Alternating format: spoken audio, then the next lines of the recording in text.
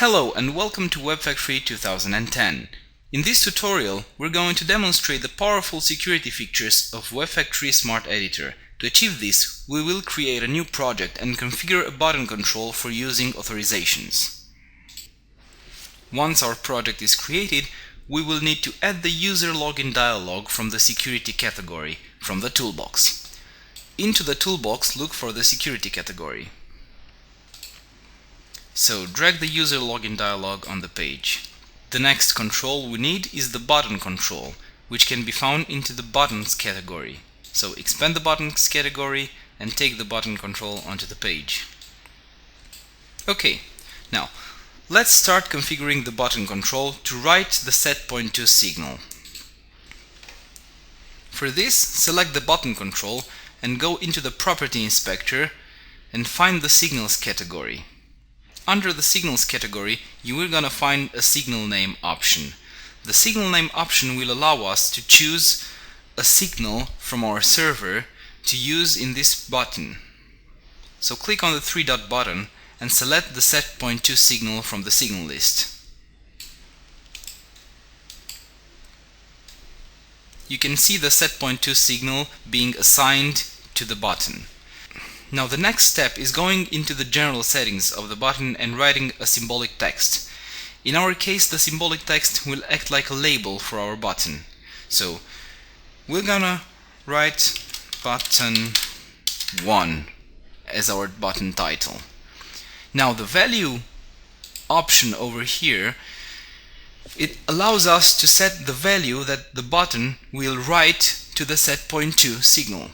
So in our case, I'm just gonna type 22 and confirm it by clicking on the page. So our button settings are done, but we still have the most important part to do, the security settings. So go into the security category and find the security authorization name option. By clicking on the three dots button here, Smart Editor will open the Select Authorization Group dialog, which will allow us to select our desired authorization group. In this case, the administration is the name of the authorization group. So hit OK to confirm this. The next option allows us to dictate the way the button will act if the user logged in does not belong to the administration group.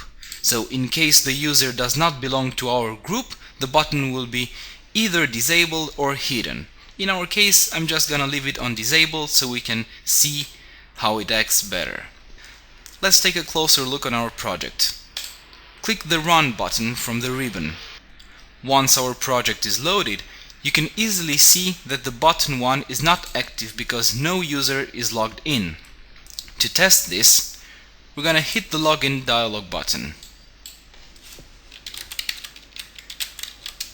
I'm gonna type in the username and the password, and as you can see, the button becomes active because my username, the admin username, belongs to the administration authorization group. So let's test this button to see if it does write the 22 value onto the set.to signal. So we're gonna open up the WEBfactory 2010 Test Center. The Test Center allows us to see the current value of a signal. In our case, the value of the set.to signal is 0, as we can easily see right over here. So let's see if we press this button, what happens. So the current value changed to 22 just like it's supposed to do. Well, that's it for now. See you next time when I'm gonna show you more great features of WEBfactory Smart Editor.